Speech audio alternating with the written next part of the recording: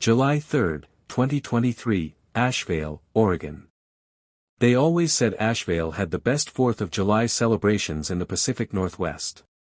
And every year, they were right. Parades so colorful they bled onto your dreams. Marching bands louder than thoughts. Fireworks so massive they cracked the sky like a splitting skull. But beneath the spectacle, Asheville was rotting. Not physically. Not at first. Spiritually. There was something ancient in that town. Something that fed on celebration. And it waited, every year, for one night. Independence Day. July 3, 8:01 p.m. Eli Mercer stood on the porch of the crumbling farmhouse he'd inherited after his uncle died mysteriously in the attic last fall. It was his first 4th of July back in Asheville in a decade. He'd come home only because he had nowhere else to go. He lit a cigarette and stared at the hazy orange sky. Fireworks cracked somewhere far off, even though the big show wasn't until tomorrow night. He could feel it. The wrongness in the air. Like something was watching, beneath. In the distance, downtown Asheville buzzed with excitement. American flags flapped on every lamppost. Streamers hung from power lines. Children ran laughing down cracked sidewalks, waving sparklers that burned too red. Eli dropped the cigarette, stepped inside, and pulled open the attic door. It had been sealed shut with 6 nails. Now only one remained. It wasn't the creaking stairs or cold draft that unsettled him. It was the smell. Burnt hair. Wet matches. And beneath it, cooked skin. He reached the top and stared into the gloom. There was nothing there. Just dust, old trunks, and cobwebs. No. There it was. A pile of bones arranged in a circle. In the center, a charred American flag. July 3, 8:39 p.m. Down in the center of town, preparations were well underway. Vendors locked their carts. Firework techs finished the final wiring. The mayor, Diane Keller, inspected the ceremonial fuse. A massive red cable coiled at the edge of Hollow Park, where the show would begin at 9 p.m. the next night. But she kept checking her watch. The schedule was off. She felt it in her stomach. Something had shifted. One of the techs approached her with a clipboard and pale face. "There's a problem." She didn't like the way he said that word. Like it had teeth. He handed her a Polaroid. A photo of the ceremonial launch site. At the base of the platform, a hole had formed. About 3 feet wide. And the dirt was gone. Just blackness. A void. July 3, 9:12 p.m. Eli couldn't sleep. He couldn't stop staring at what he'd found in the attic. The bones weren't human. Not anymore. Too long. Too smooth. And they were warm. Something about the circle they formed, almost ritualistic, pulsed in his head like a second heartbeat. He picked up the flag in the center. It crumbled to ash in his hand, revealing something beneath. A lighter. But not just any lighter. It was old. Antique. Brass. Carved. With stars and skulls. At its center, a tiny flickering ember, as if it never stopped burning. When he touched it, he felt heat pulse through his veins. And a whisper in his ear. "They lit it before. Now it's your turn." He dropped the lighter. It bounced once. Didn't stop burning. July 3, 11:11 p.m. At the Asheville police station, Chief Ron Braddock reviewed a call that had come in earlier from a terrified teen. "I saw people under the ground," the boy had said. "They were crawling under my yard. Screaming, but with no mouths." He reported it as a prank. But now, he wasn't so sure. Because the phones wouldn't stop ringing. Reports were coming from all over town. Movements under the soil. Bones showing up in basements. Flickering lights inside sealed fireworks containers. And then one report stood out. A man near Hollow Park saw fireworks exploding underground. Braddock drove out to the location. There, he found something impossible. A hand had punched through the dirt. Skinless. Twisting. Fingers long and wrong. Holding a sparkler. Still lit. He went to call it in. But his phone melted in his hand. July 4th, 12:06 a.m. The moment the clock struck midnight, the lighter in Eli's attic ignited itself. Even though no one touched it. The ember inside grew larger. Redder. Outside, wind howled through town even though the trees didn't move. A low, grinding sound echoed from beneath the earth. Like something massive turning over in its sleep. July 4th, 12:33 a.m. The town's power flickered. Then returned. But the lights were red. Every bulb. Every window. A haze-covered ash veil like a warm shroud. People woke with bloody noses, nightmares, and the taste of ash on their tongues. Some swore they heard singing in the distance. Children's voices. Out of tune. Singing the national anthem backward. July 4th, 2:02 a.m.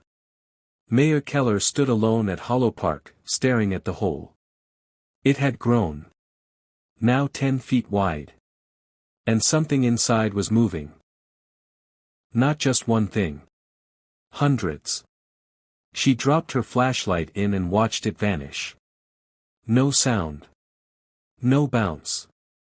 Just swallowed by the dark. From the pit, she heard it. Freedom is forgetting. Let us out. Let us burn again. We were the first celebration. Suddenly, the ceremonial fuse unraveled, whipping itself into the pit. The sound it made was like laughter made of bones. July 4th, 3:03 a.m. Eli tried to leave town. Every road out had been closed. Not by police. By fog. It was too thick. Too sentient. He watched another car drive into it and never come out the other side. Not even a taillight. He returned home, and in his living room, the TV turned on by itself. Static. Then an image. A little girl with no eyes, waving a flag, her mouth sewn shut. She held a sign that read. We died for this day. And then. You will too. July 4th, sunrise. The entire town of Asheville awoke under blood-colored skies. Birds were gone. Animals silent. Time felt broken. And across every lawn were matches. One for each resident. Unlit. Waiting. The mayor called for the festival to be cancelled. But it was too late. The fuse had been lit. Not physically. But through memory. Asheville was remembering the 4th of July it buried 66 years ago. The one where no one survived. The one they erased. The one where they opened the ember below. And now. It wanted another celebration. July 4th, 9 a.m. By morning, Asheville looked like it had dressed itself for a funeral pretending to be a celebration. The streets were empty. Every window was shut. Every door locked. And yet, the speakers downtown blared festive music. Marching band drums. Children's laughter. Patriotic jingles. But no one was playing them. The sound echoed, warped and off-tempo, like it was coming from a scratched record too slow to spin. Mayor Diane Keller stood at the reviewing stand in Hollow Park, heart pounding like a trapped animal in her chest. Her hair blew in a breeze that didn't exist. Beside her, the ceremonial stage was empty, but the microphones hissed like whispers. And from the center of the park, the blackened hole from the night before was now a crater. A vast, circular pit surrounded by burnt flags, teeth, and bone-stiffened streamers. And from it came the music. And footsteps. July 4th, 9:03 a.m. The ground shook. Not from an earthquake, from marching boots. Dozens. Maybe hundreds. And then they came. The parade of the damned. They marched out of the hole like clockwork mannequins, all wearing uniforms that had once been vibrant but were now soaked in blood and soot. Torn shirts with 1776 burned into the backs. Hats melted onto exposed skulls. Their eyes had been stitched shut, their mouths carved into smiles too wide. A child led them. A girl in a red, white, and blue dress. Her feet dragged. Her arms limp. And she carried a balloon. But the balloon wasn't filled with helium. It was filled with screams. Each time it bobbed, it emitted a faint wail, like someone being burned alive in reverse. Mayor Keller whispered under her breath, "No, this can't be real. This can't." The loudspeakers cut. Then a voice, low and broken like it came from the bones of the town itself. "They forgot us. They celebrated over our graves. But memory, always returns." July 4th, 9:10 a.m. From every street, people began to emerge. Not willingly. They were dragged. A mother and her daughter, pulled by invisible hands. An elderly man, his walker glowing hot, sizzling his skin as he screamed. A group of teenagers, mouths forced into song, their eyes crying wax.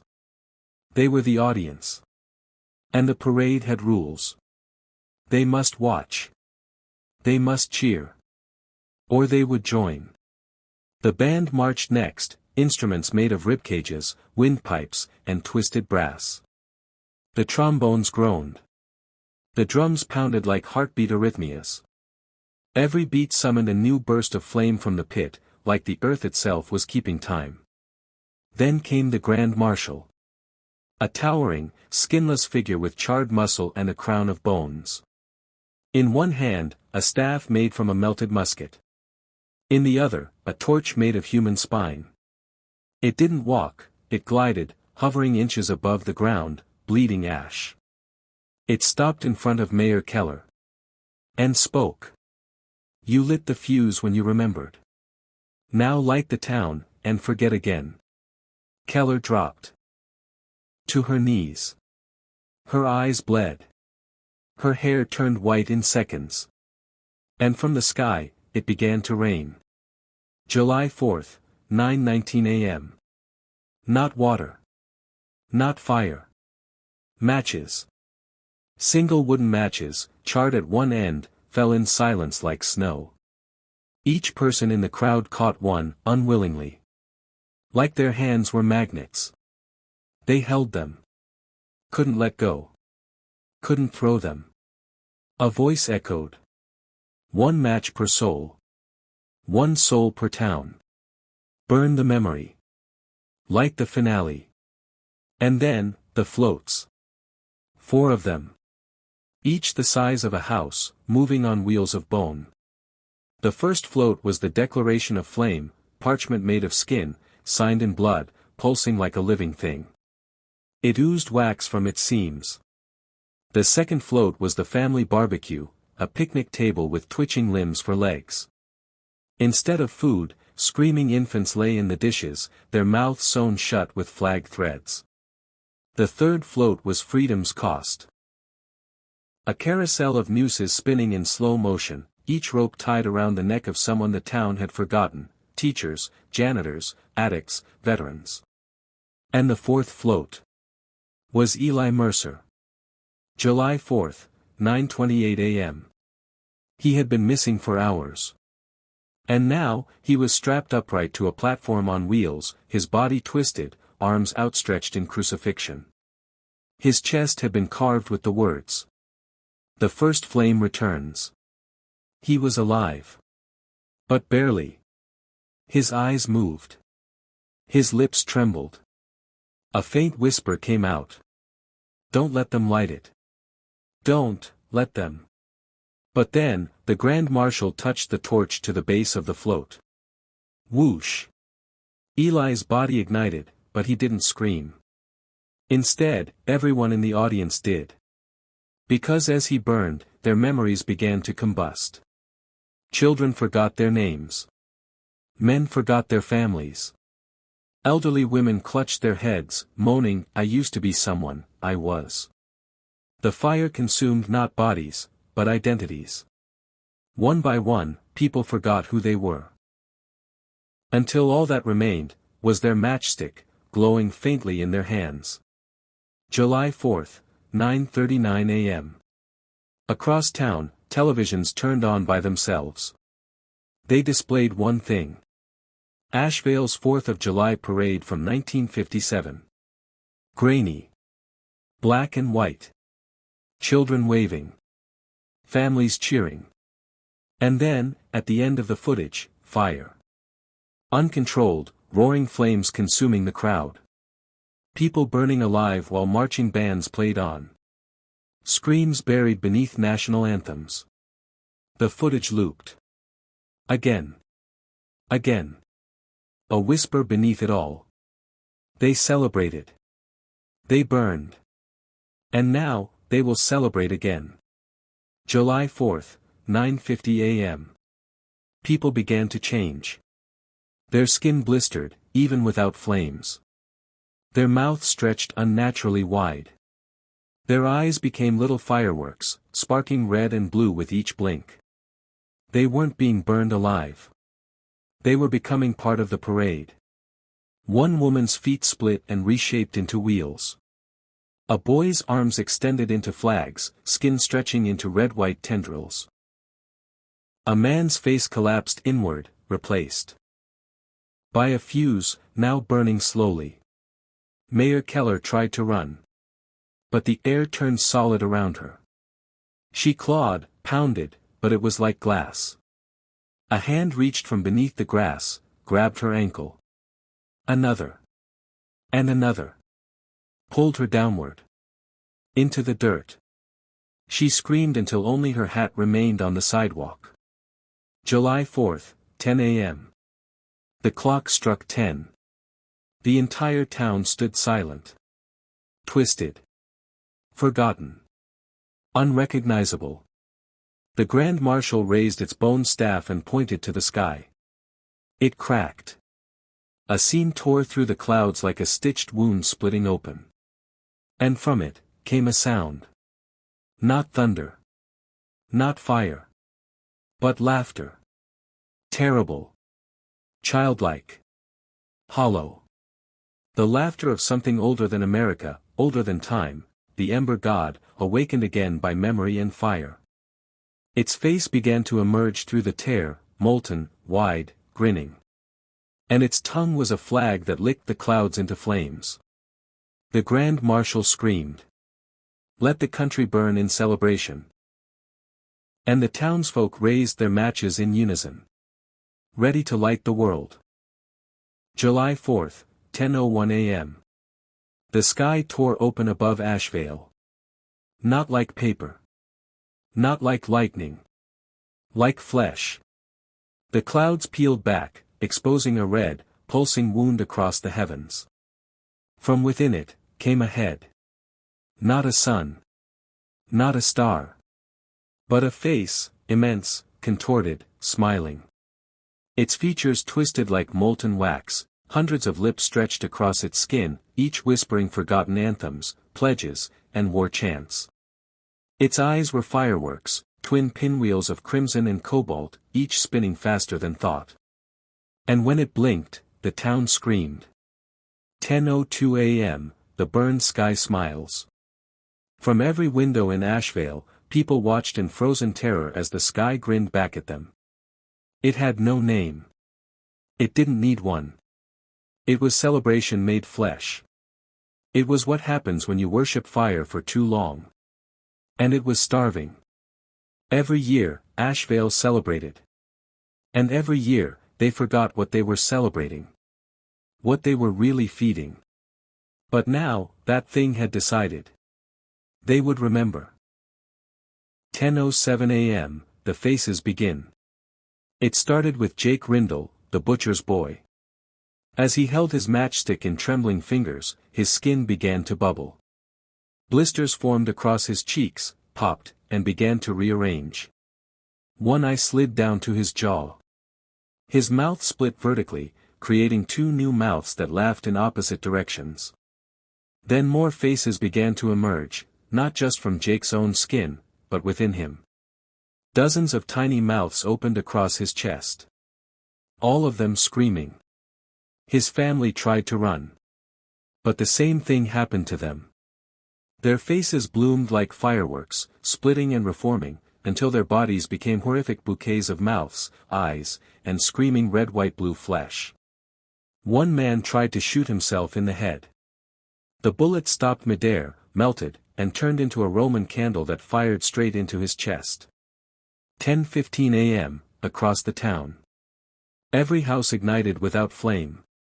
Heatless fire swept the streets. Children wept as their parents' skulls opened like jack-in-the-boxes, each one playing the national anthem as a flag made of veins waved from their heads. A priest at St. Juniper's Church opened the Bible, and found its pages now blank. Only one sentence appeared, burning itself onto the paper. "Let your worship be fire, and let your fire be flesh." He fell backward screaming as his hands turned into sparklers, his robes crawling with ants made of teeth. 10:30 a.m., the march continues. The parade of the damned didn't stop. It only grew. Every new soul consumed by the fire, their faces were collected. The Grand Marshal held a satchel of flesh masks, dripping and squirming, each still blinking. He handed them out like candy. "Wear your joy," he rasped. A young girl screamed as her baby brother was fitted with a stranger's laughing face. It stuck to his skull like wet cloth. He giggled and clapped. Then bit her neck. 10:39 a.m., at the fireworks bunker. At the edge of town. In the old munitions depot, the fireworks were stored. Hundreds of pounds. All wired. All ready for the finale. But when Brant Mulvey, the town fireworks operator, entered to check the setup, he found the rockets alive. They had faces. Smiling. Weeping. Whispering. Each one twisted into torpedo-shaped skulls with blinking eyes and melting teeth. "Light us, Brant," they whispered. "We want to see the stars again." He backed away. But the walls of the depot closed inward, alive with veins, and dragged him in. His scream was absorbed, and in its place. Laughter. 10:45 a.m., Eli's return. From the ashes of the fourth float, something stirred. Eli Mercer. He should have been dead. But now, his body crackled with emberlight. His skin flaked like charcoal, revealing glass-like fire underneath. He had been touched by the Ember God. But unlike the others. He remembered. He remembered the first Asheville massacre, July 4, 1957. He remembered how the town tried to cover it up. Bury the flames, forget the faces. He was a child then. He had survived in a cellar under bone and brick. And now. He had returned to finish what they couldn't. 10:50 a.m., in the town hall. Mayor Keller had been consumed by the earth. But her consciousness remained. She was buried alive, not in dirt, but in celebration. Everywhere around her was sound. Marching songs. Crackling fireworks. The Pledge of Allegiance screamed backwards. Her eyes were gone. But her mouth now sang, without her consent. She was a living loudspeaker, her body now fused to the town hall tower. "Celebrate, celebrate, celebrate," she shrieked endlessly as speakers across Asheville echoed her screams. 11 a.m., the Ember God descends. The wound in the sky widened. A massive hand, draped in stars and blood, reached down from the heavens. It held a lighter. The same one from Eli's attic. A cosmic symbol. The fuse of all memory. The thing that had been lit in 1957 and buried under lies and time. The hand turned toward Ashvale's heart, the fireworks depot, and snapped its fingers. The depot ignited. But not into fire. Into memory. 11:06 a.m., the town remembers. Ashvale remembered. Children were hit by waves of sudden images. Screaming crowds in 1957. Buildings melting. People dancing on fire. Babies born with no faces. A mother lighting her own child like a firework and laughing until her head exploded. They all remembered. And the memory burned. Every street pulsed. Every sign twisted. Flags became tongues. Sidewalks writhed like intestines. Balloons burst and bled. But amid the chaos, Eli stood alone, wrapped in ash, staring into the sky. He whispered. "I'll stop this. Even if I burn too." And he walked toward the old church, where the fuse began. 11:13 a.m., the mass face ritual. The Grand Marshal stood at the peak of the crater in Hollow Park. He held his arms out. And the townsfolk, or what remained of them, marched forward. One by one, they removed their faces. Gently. Lovingly. Each face was handed up. He weaved them into a new banner, a flag made of flesh, still warm, still blinking. Once it was complete, he lifted it high, and it absorbed the emberlight from the sky. It became alive. And it would be planted not just in Ashvale, but in every town that celebrates. 11:30 a.m., the fire saint wakes. From the ashes of the church, Eli found it. The candle. The original flame. The first ember. Kept hidden beneath the altar for 66 years. It whispered. One match remains. One fire can end it. He took it. Lit his match. And placed the fire into his chest. 11:33 a.m., the firework faces crack. Across town, every firework-faced monster paused. Their grins twitched. Their mouths began to unravel. The memory turned on them. For a brief moment, they remembered what they were. Who they were. They screamed. Children. Parents. Lovers. Friends. Real faces pushing through the skin. Begging. But the Ember God would not be undone. The wound in the sky roared. 11:36 a.m., the final spark begins. Eli, now consumed by sacred fire, climbed the remains of the church tower. He raised the candle, and threw it into the sky wound. It vanished. A pause. And then. Silence. No music. No voices. No fire. Just a single breath. And then the sky exploded. July 4th, 11:37 a.m. The sky exploded, but it wasn't fireworks. Not sparks. Not flame. It was memory, rupturing open like a diseased lung. The stars blinked out. The clouds withered. The sun melted like butter in boiling oil. From the heart of the sky wound, black ash poured down in silence. And every speck carried a soul. Ashvale became a graveyard for the forgotten dead. Those lost in 1957. Those buried in lies. Those consumed by celebration.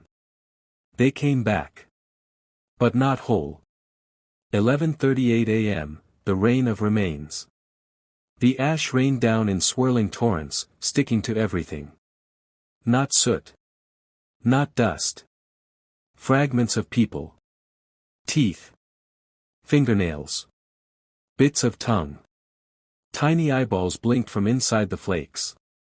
Faint screams buzzed like mosquitoes in the storm.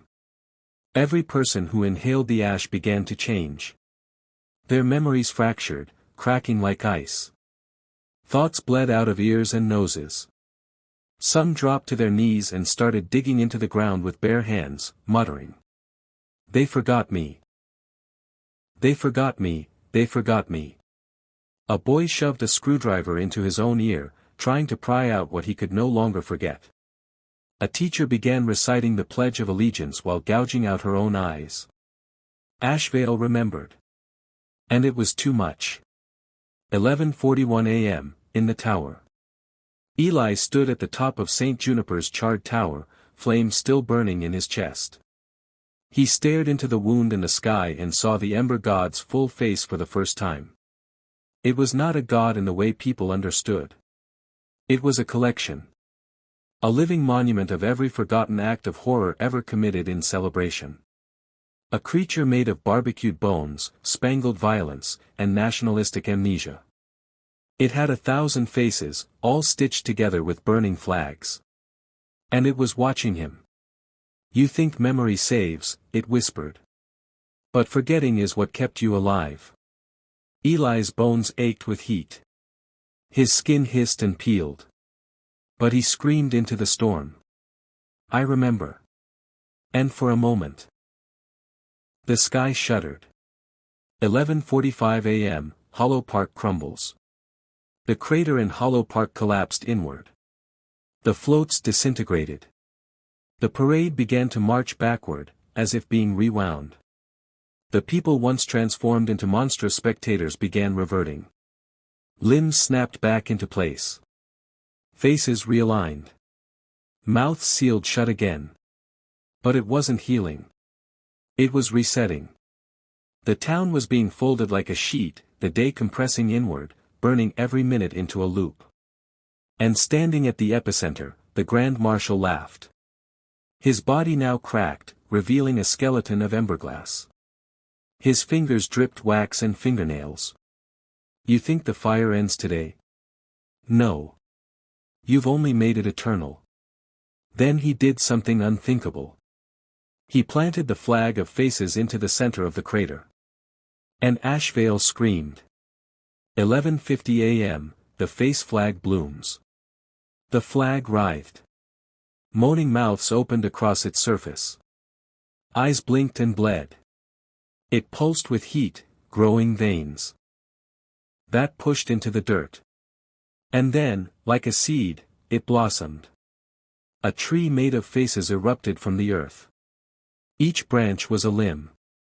Each leaf a tooth. Each fruit a screaming eyeball with a fuse. And it bloomed fireworks. Not for display. For harvest. They fell across the town, embedding into skulls, into hearts, into the soil. And every time one landed, someone disappeared. Gone. Erased. Not dead. Not unconscious. Forgotten. 11:55 a.m., the bleeding bell. The church bell tolled for the first time in 66 years. Its sound was not a chime. It was a siren, rupturing the sky and summoning more ash angels from above. They fell like comets, wings of fire and bone. Each one took the shape of someone who had died in Ashvale over the centuries. Blacksmiths from 1802.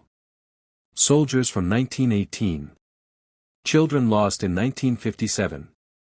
But their faces were wrong. Repeating. Swapped. Burned into identical patriotic masks. And they spoke in unison.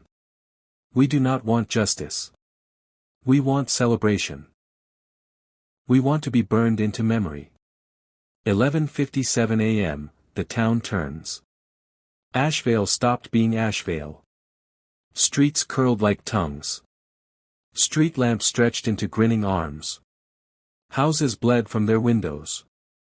The American flag on the courthouse whipped itself into strips and flayed a police officer screaming, "God bless America." The town became a living theater, a stage for the Ember God's finale. And at its center, now standing fully resurrected from ash and memory, was Sarah Muldoon. 12 p.m., the fire saint returns. She had once been a girl. Now she was a beacon. Eyes of liquid red flame. Flesh made of scarred history. Hair that smoked with children's laughter and war songs. She was the fire saint. Reborn from the ember in Eli's attic. Baptized in the blood of forgotten towns. She stepped forward and pointed at the sky. Let this be the last celebration. The firework tree answered, releasing the finale. A single rocket. 20 stories tall. Built from bones, teeth, and molten flags. It screamed as it launched. Straight toward the sky wound. 12:01 p.m., the detonation. When the rocket hit the Ember God's face. It didn't explode. It tore. The wound stretched wider. Memory unraveled. Time folded. And then. The world blinked. Somewhere else. Eli opened his eyes. He was standing in the middle of Hollow Park. But the sky was blue. The grass green. The town, intact. People laughed. Children ran with sparklers. Flags fluttered harmlessly. No one remembered. Not the crater. Not the ash. Not the fire saint. Not the god. Not him. He looked at his hand. He still held the matchstick. Unburned. Untouched. And he heard one final whisper. You can't destroy celebration. You can only delay the burn. July 5, 12:01 a.m. Ashevale was gone. Not destroyed. Not burned. Erased. From maps. From memory. From existence. No news reported it. No one remembered it existed. Except for Eli Mercer. He sat on the edge of an empty highway surrounded by woods that shouldn't be there, clutching a burnt matchstick and bleeding from his eyes. His body radiated heat but produced no flame. And in his mind, the Ember God whispered. You lit the match. Now the fire spreads. July 5, 6:06 a.m., Harrisville, Idaho. A woman named Nancy Roan unlocked the local fireworks shop, Boomtown Supply Company. She was confused to find the lights already on. The store smelled like burnt meat, but she assumed something in the wiring shorted. As she stepped behind the counter, her fingers brushed across a small wooden box she'd never seen before. Carved into its lid. Ashevale Memorial Kit, Ignite the Tradition. Inside were 3 red, white, blue matches. A miniature American flag. A folded note, written in wax pencil. Memory burns brightest at midnight. She laughed, tucked it under the register, and forgot about it. For now. July 5, 9:15 a.m., Tannersville, Kentucky. Fireworks began arriving at the city depot early, more than they'd ordered. Crates wrapped in striped canvas. No return address. No manifest. They cracked open one box and found teeth. Thousands. Each one perfectly human. Some still bloody. Some, smiling. The workers laughed it off as a prank. Then the fuse of the nearby Roman candle ignited on its own. No one saw the worker burn. Only the puddle he left behind. July 5, 12 p.m., Eli walks west. Eli didn't need to sleep. Didn't need to eat. The fire inside him was now permanent. Not a spark. Not a blaze. A torch. He walked the cracked roads of forgotten counties, whispering the names of towns that were never meant to remember. Bridgemore, gone in 1933, when their celebration summoned a thunderstorm of skin. Killings Hollow. Erased in 1946, after a little boy lit a match and swallowed his father's face. Raventon, destroyed in 1974 when they built a parade float from the bones of a Civil War regiment. Each of them had lit the same fuse. Each of them had worshipped fire and forgotten blood. And now. Eli could feel the next flare awakening. July 5, 3:33 p.m., across America. Everywhere, small things began to happen. In backyards, children found extra matches in their sparkler boxes. On porches, strange packages appeared labeled Patriot Starter Kit. Fireworks began to talk. Not in words, in memory. An old woman in Georgia lit a firework that whispered her dead husband's name. A father in Ohio saw a face explode in the air and fall screaming into his barbecue. In a small Nebraska town, a 10-year-old girl stared into a Roman candle for an hour, unmoving, until she said, "It remembers the teeth." July 5, 6:06 p.m., the broadcast begins. At first, it seemed like an accident. Just a glitch in the satellite system. Then every television in the country. Every radio, every tablet, every phone. Broadcast the same thing. A parade. Old film. Black and white. Children marching. Smiling. Confetti falling. Flags waving. But their faces. They looped. Each child's face was the same. The same wide grin. The same missing eyes. The same waxy, burning skin. And over it all, a raspy voice whispered. One flame. One nation. Under ash. Indivisible, with suffering and death for all. Then silence. No one admitted to broadcasting it. No agency took credit. July 5, 7:07 p.m., Eli arrives in Harrisville. He walked straight through the main square, unnoticed. The town was alive with celebration rehearsals. Children practiced baton twirls. A local band tested drums. Vendors prepped deep fryers. Everything felt normal. Too normal. Then Eli smelled it. The wax. He followed the scent to Boomtown Supply Company. Nancy Roan was gone. In her place was a pile of teeth, arranged in the shape of the American flag. And in the corner, the Asheville Memorial Kit was open. The matches were gone. July 5, 8:08 p.m., first ignition. A 9-year-old boy named Caleb lit a sparkler in his backyard. It hissed louder than it should have.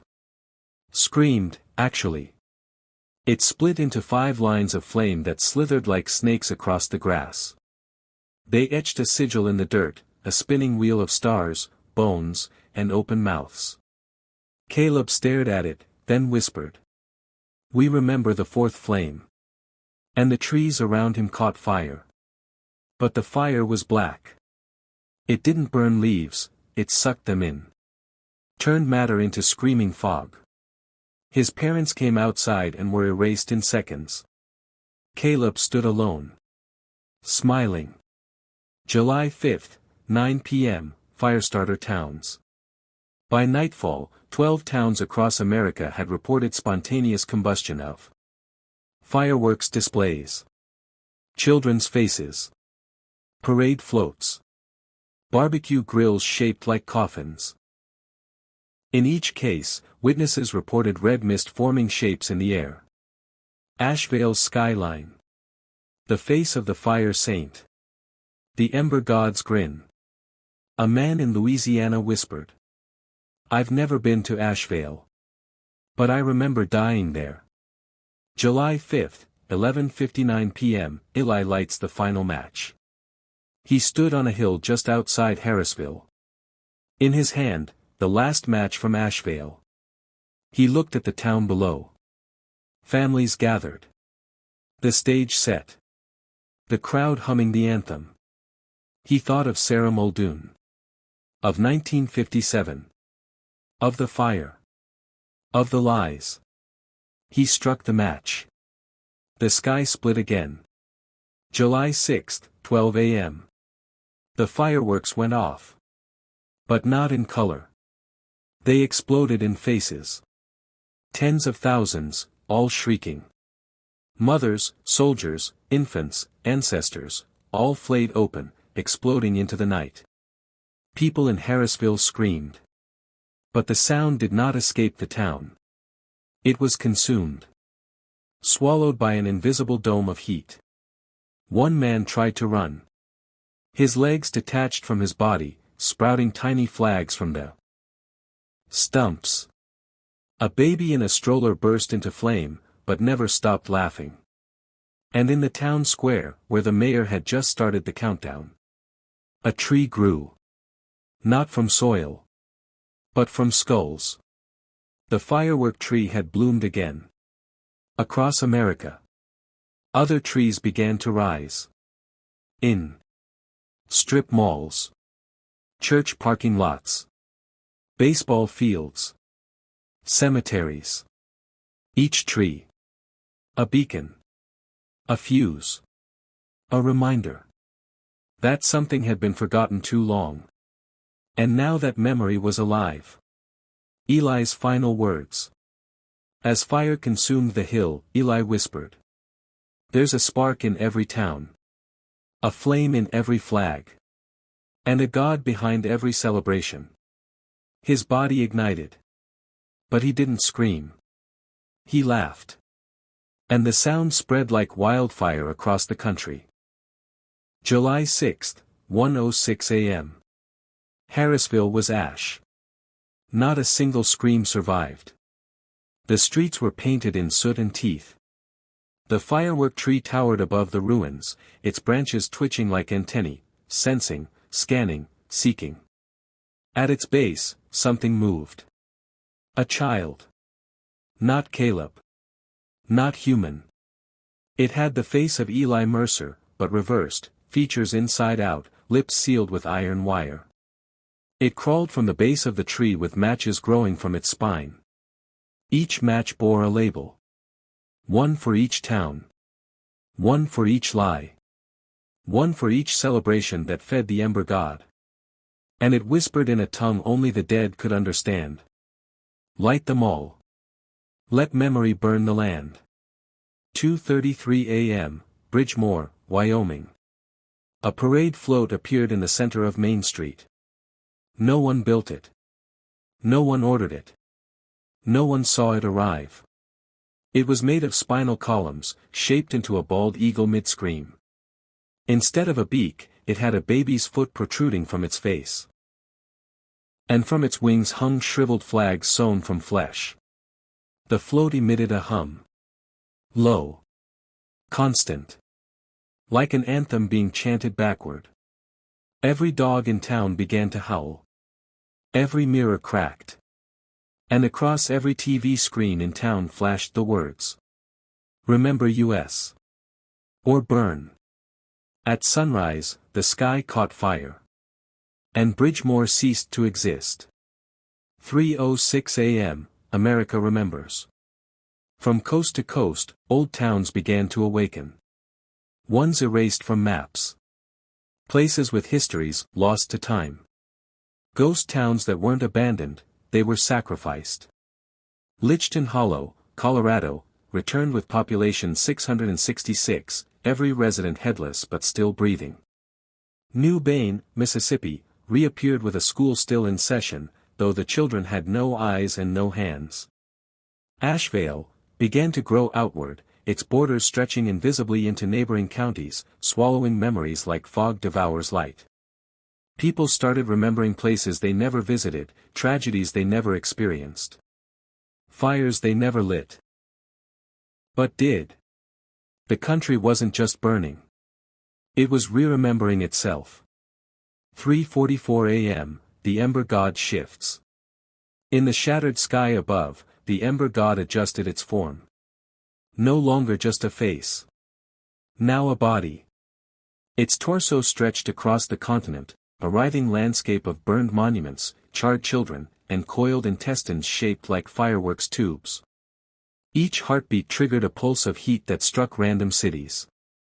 A 4th of July festival in Michigan suddenly found every sparkler turned to fingers.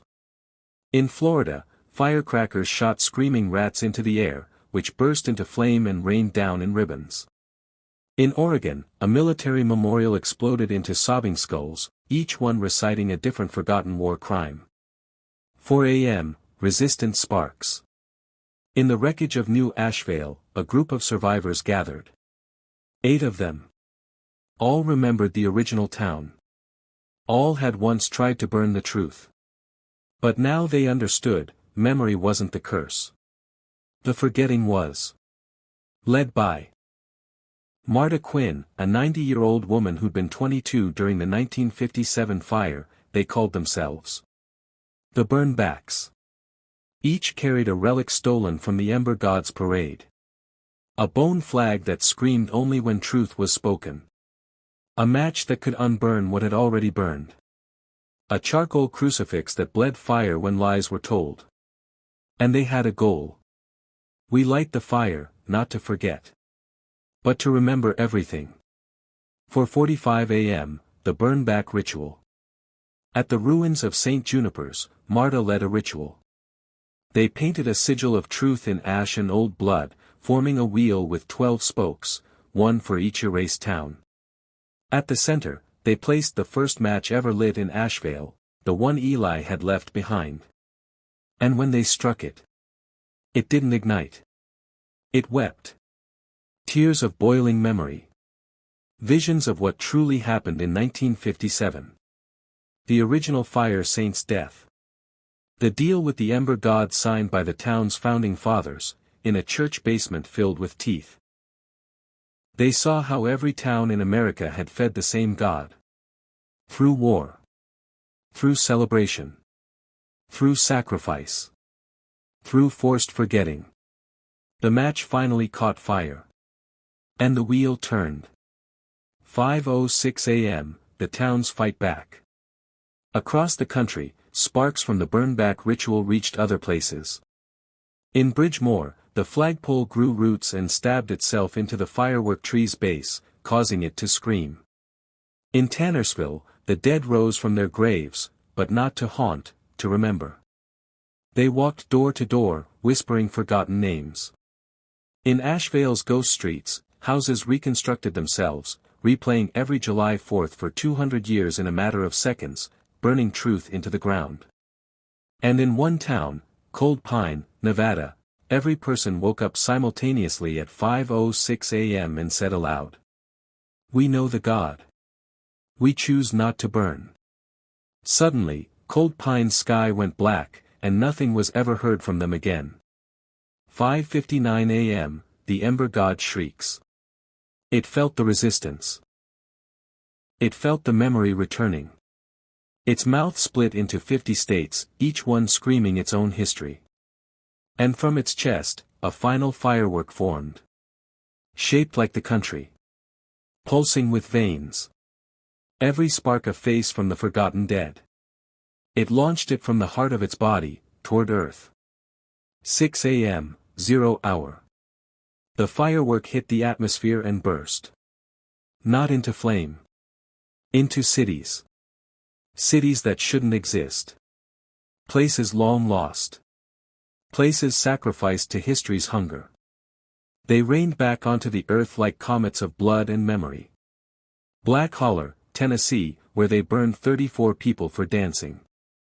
East Haven, Rhode Island, where they celebrated Independence Day by burying orphans alive. Fort Ember, Arizona, where the entire town was erased in 1899 to cover up a government ritual. They landed across America, fusing with existing towns, stitching history back together in twisted new forms. Reality became a mosaic of memory and horror. No one could tell if it was July 4th, 1776 or 2025. Time had burned itself into a loop. 6:06 a.m., the sky cracks again. The sky, now scarred like an old wound, opened wider than before. Through it stepped the Ember God. Fully formed. Its legs were streets of forgotten towns. Its hands were matchbooks from every failed revolution. Its head was a crown of presidents' skulls, all smiling and hollow-eyed. And its eyes were cities still burning. It looked down at the earth and said, "Your country is built on fire. You celebrate it. Now, you remember." It lifted its hand, and across the world, matchsticks began to rain. July 6th, 6:07 a.m. They fell like hail. Millions of them. Matchsticks. Soaked in memory. Engraved with faces. Screaming through the air like insects made of wood and war. Each one struck a surface. And when they did, they didn't light fire. They unleashed memory. Every sin. Every sacrifice. Every secret. Revealed. Across cities, parks, hospitals, schools, churches, walls bled with visions. People collapsed under the weight of their true history. Not the fireworks. Not the parades. But the burning beneath the celebration. 6:10 a.m., global eruption. The Ember God's voice echoed, not in ears. But in blood.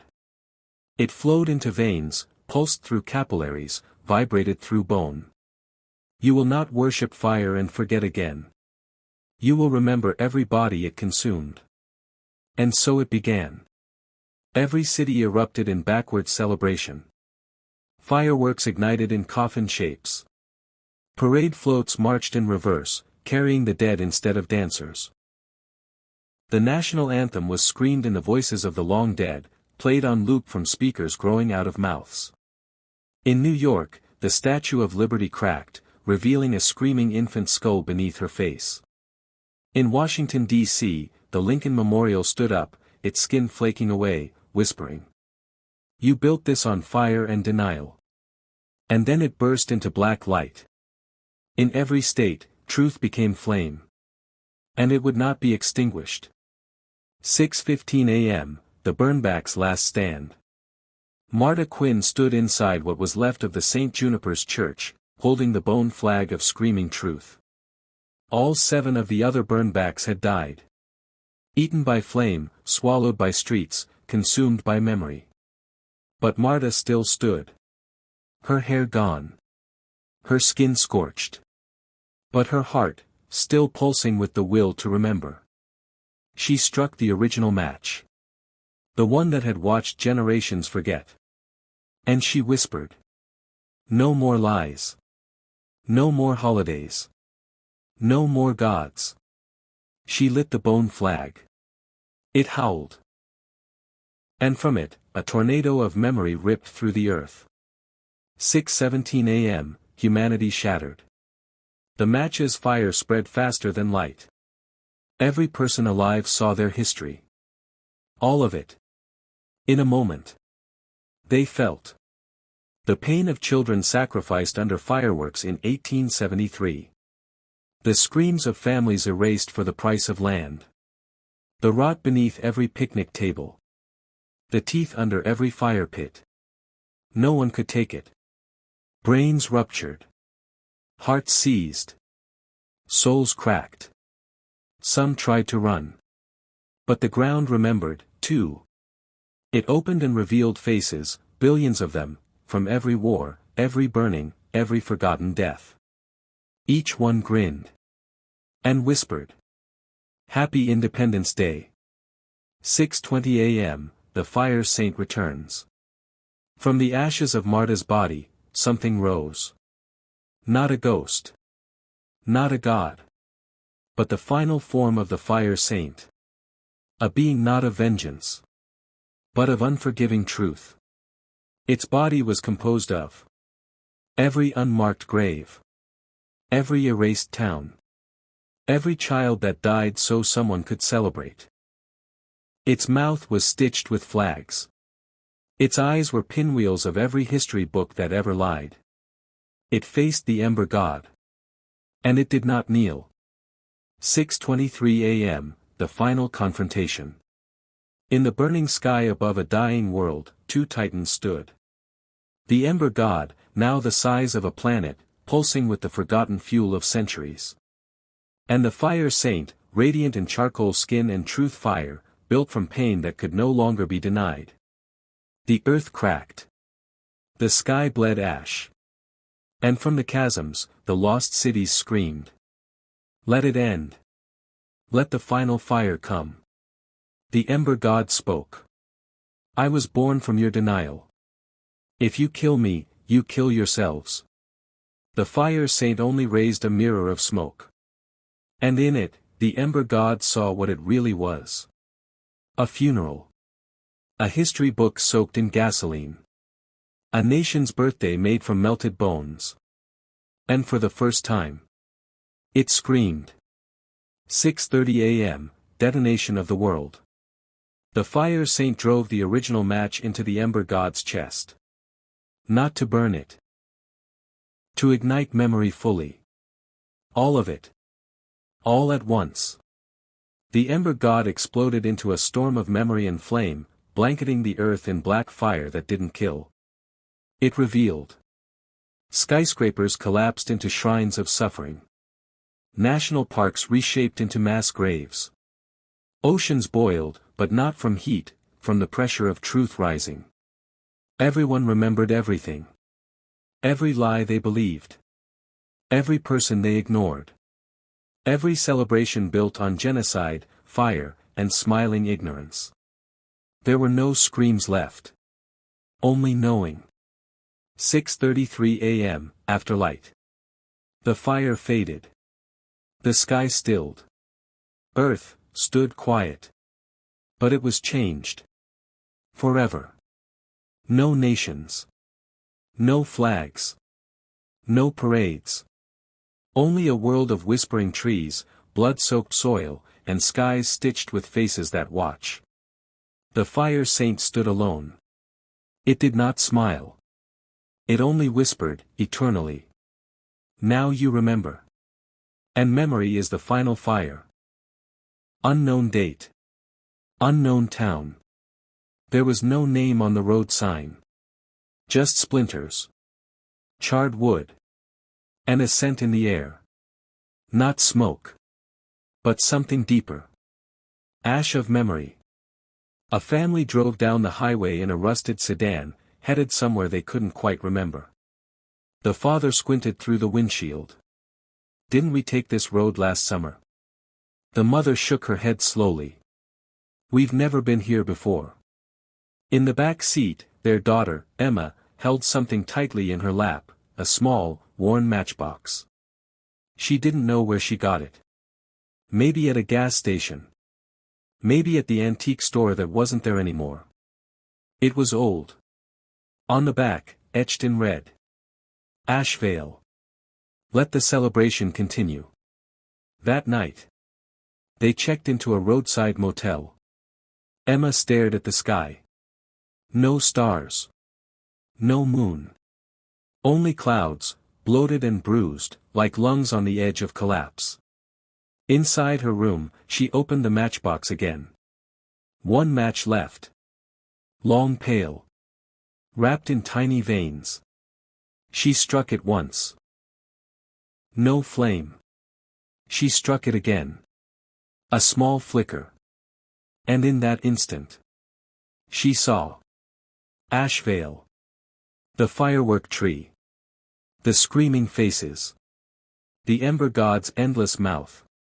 She dropped the match. But it didn't hit the ground. It floated. Humming. And whispered. We are not a town. We are a reminder. In the sky. The clouds parted just enough for her to see. The wound. It was still there. It had always been there. A subtle scar across the stars. A crack in time. A grin beneath reality. And from within it. One eye opened. Just one. Bright red. Filled with flame and memory. And it winked. Elsewhere. All across the country. People began to dream of places they didn't remember. A town that never existed. A parade that ended in blood. Fireworks made of bone. A voice that spoke in a child's cry and an old woman's scream. They woke in sweat. Shaking. Whispering a name. Ashvale. And though no one ever admitted it aloud, they all knew the 4th of July was coming again. And this time, it wouldn't end. Final line. The fire is not what kills us. It's what we choose to forget, that always burns us alive. The true end. Of 4th of July, the forgotten fire.